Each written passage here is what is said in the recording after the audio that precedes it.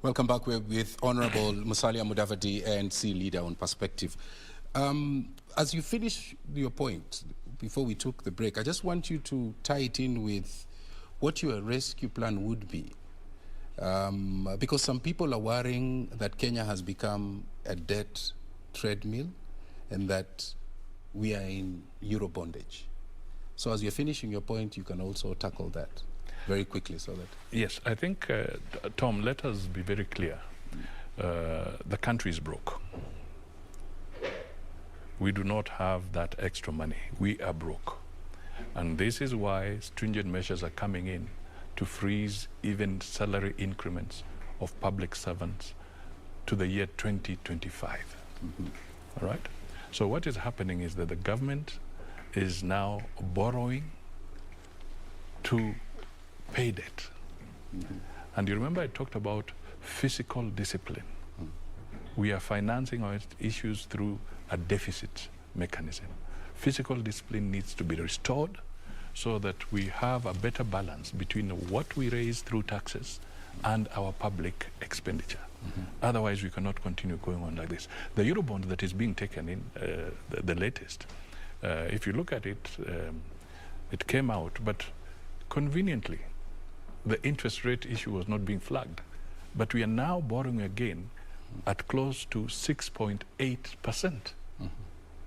All right? And the maturity period will be 2034. Okay. So we are in that situation. So borrowing to pay loan, borrowing to pay loan. Right. Are we exposed? Basically, the government is fulizering at the top, and that fuliza bag has even got into Mwananchi, who is also fulizering. Sri Lanka, are we exposed? We are exposed. We are exposed. We are exposed as a country because if we are not able to meet even the huge installments that are due in June, then we can be called into default. And when you're called into default, certain things happen. Maybe your embassies in certain countries may be attached and so forth. Or maybe assets like the Kenyan Airways planes could be impounded in other destinations. So it is a very serious issue. And debt also translates into higher tax. You know, Mwananchi is crying of heavy taxation. Yeah, when I was coming here, I spoke to a gentleman called Karaoke. His matatu is almost being auctioned. Why? He cannot repay the loan. And he's telling me that he plans to join Colgate-Palmolive, Cadbury in Egypt because they shipped off earlier because of high costs of energy. And so what do you tell Karaoke? High cost of energy, high taxation. Yeah. All right? Let me tell you, Karaoke needs to make a good decision come 2022.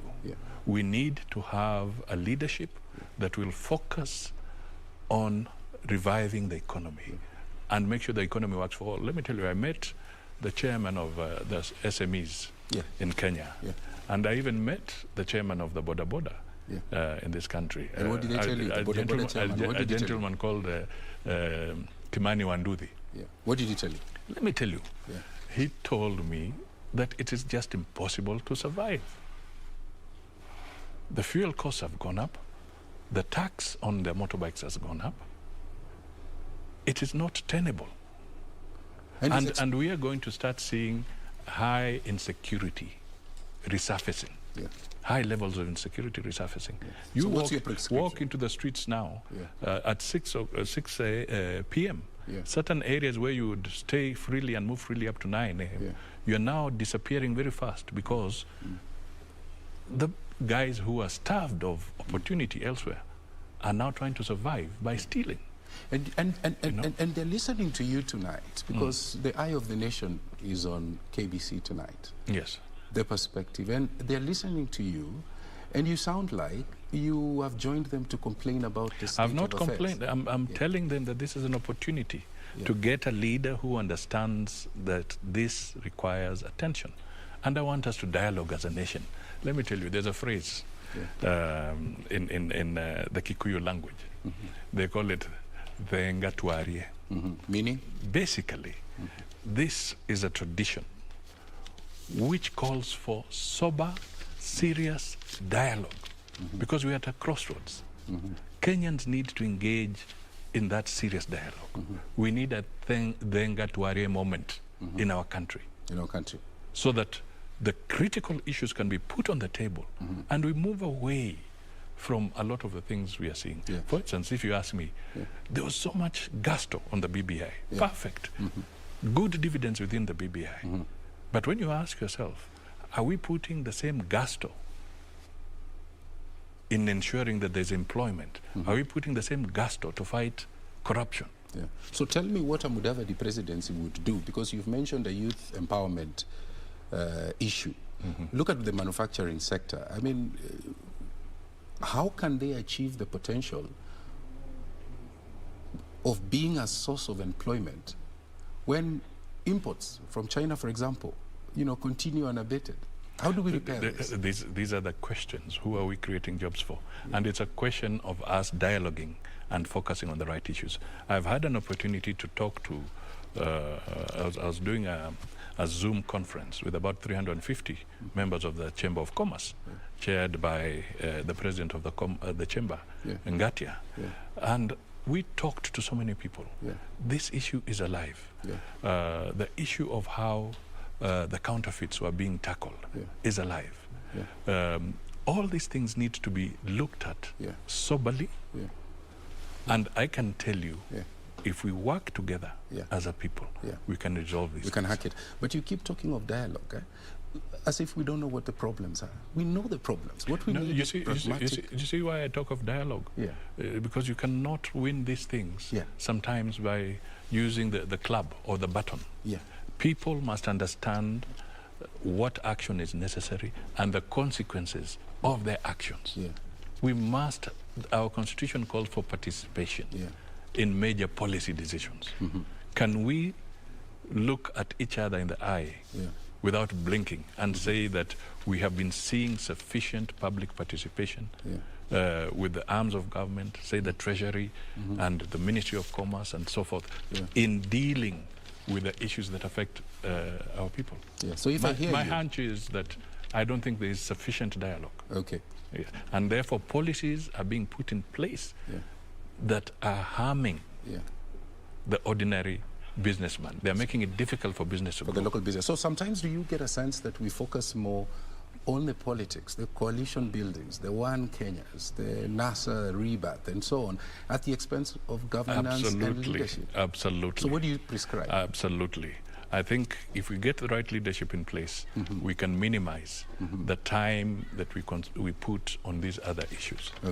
Let us be realistic. We are putting too much time on politics of mudslinging and trying to outdo each other, as opposed to focusing on the issues that I'm talking about. Because you're running for presidency, let's talk a bit about the health area. Kenyatta National Hospital, at one time, a running hospital. But today, when you go there, dilapidated infrastructure. In fact, there's a sense in which people feel have lost trust. Are we funding the Indian health sector or the South African health sector? Well, I will say something about Kenyatta Hospital. I visited it recently, and I can tell you that there is been some progress. Let us be honest here. If you go to the new wing and all that, you can come across some of the best quality high dependency units and ICU units. So there's some progress. We should not say that all is bad. But truly, you raise an issue that the connection between the hospital insurance fund and how it is reaching out to the ordinary person. There's a disconnect. Yes, and there's a lot of work to be done there. Okay, as we come to the close of this interview, and I just wish we had a lot of time. 20 minutes is not a really long time. I wish so too. Just some quick thoughts. Atwoli made some comments on no BBI, no election. Your thoughts? Very quickly as we come to the close. My friend, we are not living in a constitutional vacuum. We have a constitution. I have said I want to be able to serve the people of Kenya and to ensure that constitutionalism shall be followed. So it is so clear that whatever we do must fall within the constitutional requirements. So anything outside that is not tenable. Yes. Your thoughts on the question of the 6 judges? Because you want to be president. These are issues that in the event you... It's a question of what the law provides. Okay. The Constitution, here's a situation where we are seeing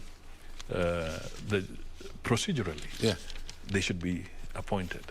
The appointing authority says that there is a problem, but there is a mechanism through the resolving that. Judicial Service Commission where this thing can be resolved. Okay. Thank you so much for coming through. You're my first guest. Yes. And time. This thing called time. Yes. Mheshimiwa. This thing called time. But I hope... but one thing... let me very quickly so that we wrap up. Let me just tell the people out there, especially the ordinary voter like myself. Maybe in forwards.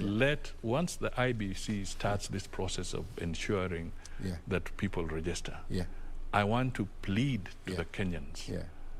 If you want to make a difference, register and make that difference in 2022. Thank you. And I will be on the ballot. Thank you. And I want to be part of them when they are making this change. Thank you very much. And we wish you well in your quest for the presidency.